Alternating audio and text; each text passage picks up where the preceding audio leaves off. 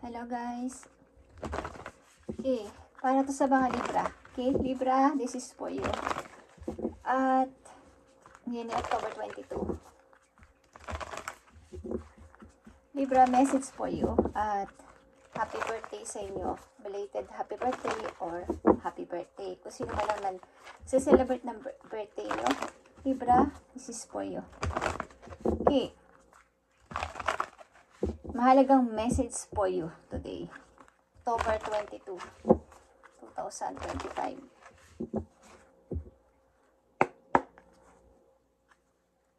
Mahalaga itong message for you, Libra. Okay, mamaya natin ito titignan. And in the flow.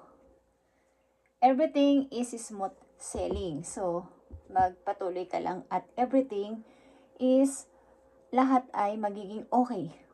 Magiging okay ang lahat. Ano man ang pinagdadaanan nyo sa kasalukuyan, maaaring nagdadalawang isip kayo o nagdadoubt, nagdududa sa iyo pupuntahan o gagawin is everything is smooth sailing. So, kayo magduda. Marami kayong inaalam. Marami ding nakatingin sa inyo mga gustong gawin o gustong pagdesisyonan na nagmamanman. Okay. Libra, maaaring ilan sa inyo ay kung magta-travel, papunta kayo sa may snow na place. Okay? Sa may mga nag-i-snow o nag-i-yellow. Kasalukuyan ninyong sitwasyon. Okay? I need 4 message dito sa mga Libra. Guys. Andito ang the star. Pinipilit ninyo na wag nang mag-mistake o wag nang magkamali sa inyong kasalukuyan. Pagka nagki-cleansing ang ilan sa inyo. Tinatapon na ang mga kumbaga pino-forget na ang mga bagay o mga tao o mga sitwasyon na hindi nararapat sa inyo para buuin ulit itong mga naiwan yung pangarap o hindi natuloy na pangarap. Okay? Maaaring kayo din ay hinuhold nyo na muna inyong money o iniingatan nyo muna ang inyong mga kinita o kikitain sapagkat kailangan ninyong magtipid. Meron siguro kayong planong gawin sa mga susunod na buwan o taon, okay, sa inyong buhay. So, kayo ay hinuhold nyo to o tinatabi na wag na muna itong makuha ng iba o mahiram ng iba, mautang ng iba. So, kailangan ko munang magdamot. Okay, hindi naman sa pagdadamot, kumbaga magtabi ng para sa sarili. Okay. Libra, unang message for you. Judgment is here. Sa kasalukuyan ninyo, ilan sa inyo ay hiwalay na sa asawa o magkakahiwalay na kayo. Kahit na ano pang inyong gawin, kahit na ano pang inyong pagsisikap na ito'y ayusin, hindi na pwedeng mangyari sapagkat wala na. Wala nang pag-asa. Okay? Sa inyong kasalukuyan. So, ang ilan sa inyo ay humihingi na lang ng parang second chance kay God na magkaroon ng bagong buhay o mag-start ulit. Okay? Wala na kasi itong family na to na inyong binuo. Ano man ito, pinagsikapan yung wag mabuwag pero nabuwag pa din is hanggang doon na lang yun. Okay? Sa kasalukuyan nyo, nakita nyo tong 5 of Cups. Marami mang pagsisisi, maraming panghihinayang, but kailangan kong kumilos, kailangan kong lingunin kung ano yung naghihintay sa akin at kung sino ang nasa tabi ko. Kailangan yun muna, yun ang aking pansinin. Huwag na tong mga nasira, nasayang, nawala. Tama na to. At ang daming ulap dito. Maraming nangyaring mga hindi maganda sa buhay ng mga Libra na nandito sa reading. Maulap ang buhay. Okay, but sisikapin ng ilan sa inyo na lingunin kung ano yung natitirang nakatayo pang 2 of Cups dito sa likuran ninyo o sa side ninyo. Sapagkat maring ito yung mga anak ninyo, pangarap ninyo. Tama na tong pagsisisi dito, pagre-regret at paghihinayang. At ano pa? Okay. Ano itong Page of Wands? Maring nag-iba na talaga kayo ng landas hindi to matured o hindi okay na relasyon. Nagkanya-kanya muna kayo ng landas sa buhay o nag-separate talaga. Dahil may kanya-kanyang gusto sa buhay pa na hindi mapagkasunduan. At ito na nga yung Queen of Swords. So after nitong mga to, pinilit yung maging matatag at naging totoo sa sarili. Naging matigas, naging cold din ang inyong heart para sa iba, para sa sarili na rin kapakanan, para rin makapag-start ng bago. Okay, sa mga Libra na nandito, is pinilit tumayo sa sarili mga paa para sa bagong Libra. Okay? So, ang ilan sa inyo dito yung magta-travel papunta sa may snow na country. At huwag kayong magduda sapagkat everything is smooth sailing. Maring dapat din dapat yung pansinin ang inyong money at huwag mo nang ipahiram o ipautang sa iba hanggat maaari, guys. Dahil may mga paparating kayong pagkakagastusan na mahalaga kesa dito. Okay, at ang ilan sa inyo may lovers dito sa malayo. Libra, this is for you, October 22, 2025. Tingnan natin ang message for you dito sa inyong finances or career. Yeah. Life purpose is here, Libra. Kung ano yung inyong target, talaga tumingin kayo sa gitna. Kung ano yung inyong gusto talaga mangyari. At ang ilan sa inyo nag-i-invest. Investment is here. Nag-iipon talaga. Ito yung great time para mag-invest. Ngayong taon na to, ngayong buwan na to, Libra. Ito ay mag-i-expand. Dadami ang inyong pera. So, pilitin ninyo huwag mo nang magpahiram. Okay? I-hold nyo inyong money. Mag-set kayo ng solid foundation and the fruits of your labor will follow. Strong foundation, ibig sabihin kung kayo bubuo ng grupo o sasali kayo sa organization, something na group na may mga nag-i-invest, okay, na legal. Yung alam ninyong kayo ay hindi maluloko. So, targetin ninyo ito ang pinakagitna at ito ang napakagandang shoot na magagawa ninyo. Shot, okay. Baga, dyan kayo mag-focus. Ito ay isang big target ninyo o big dream na maaaring hindi natupad o naudlot sa mga nagdaan na taon. So, this time, kung kayo mag-a-ask for what you need, think well aligned to make your vision real. Okay, Libra. Napakaganda nito at may kinalaman dito ang inyong pagta-travel maybe.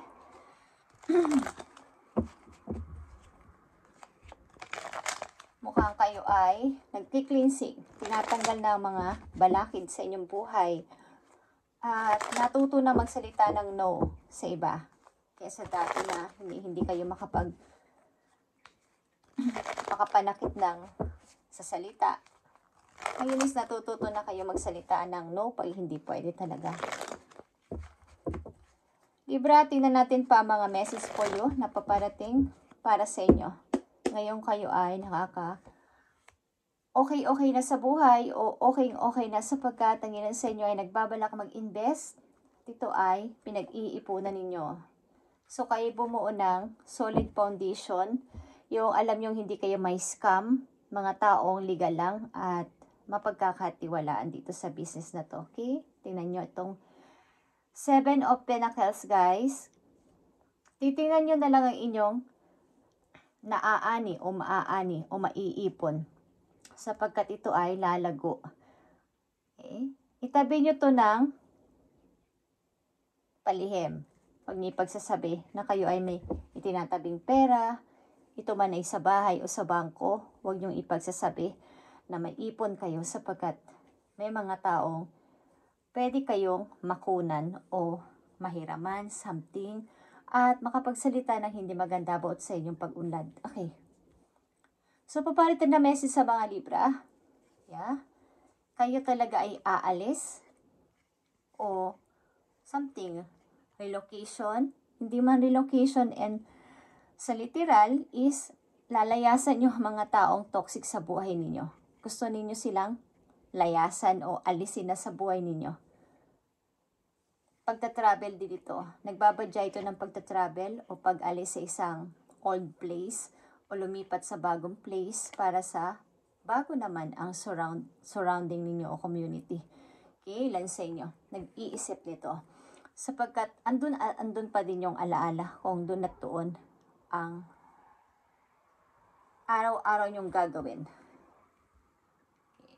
Four of Swords is here. Talagang kayo ay maraming pinagtiisan at something sa inyong kasalukuyan kayo ay talagay tuloy-tuloy sa pag-healing pa. Yeah. Eight of Swords. Sobrang daming magugulong tao sa inyong paligid, guys. Mga nagpapalito sa inyo para kayo ay hindi makapag-desisyon ng tama at hindi makamove on ng tuloy-tuloy, hindi makapag-ayos ng sarili, hindi maging maunlad sa buhay.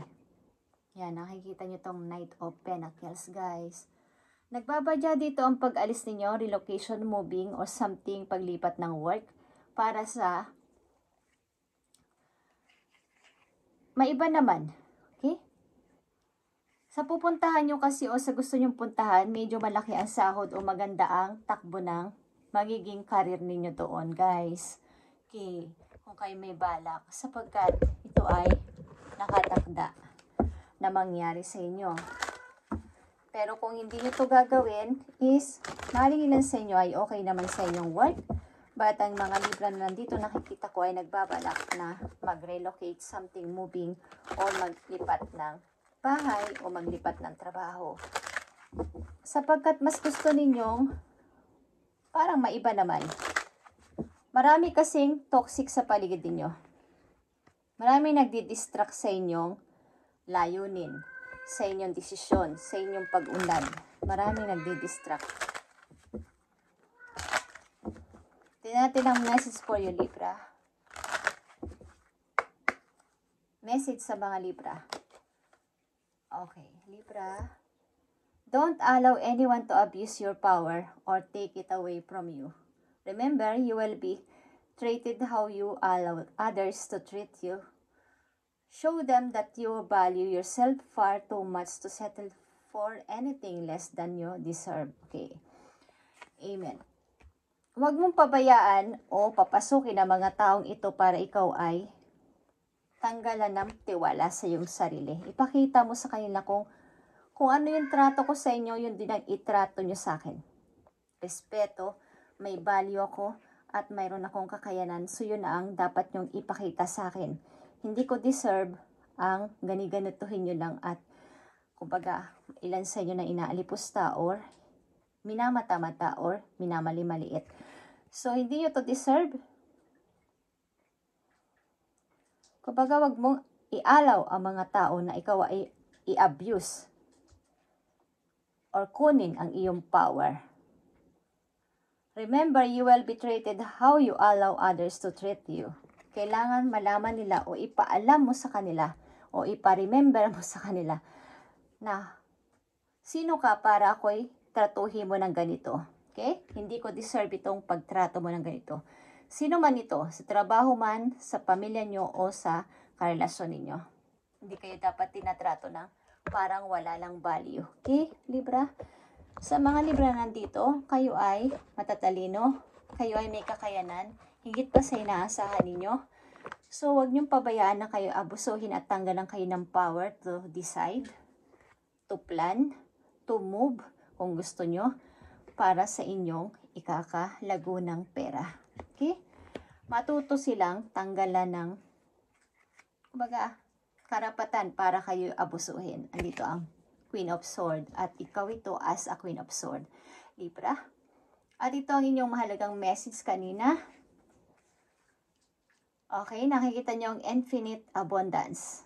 Abundance is pouring into your life, Libra. So kayo ay magsaya. Sapagkat ang ilan talaga sa inyo ay may balak mag-invest, hindi man to lupa.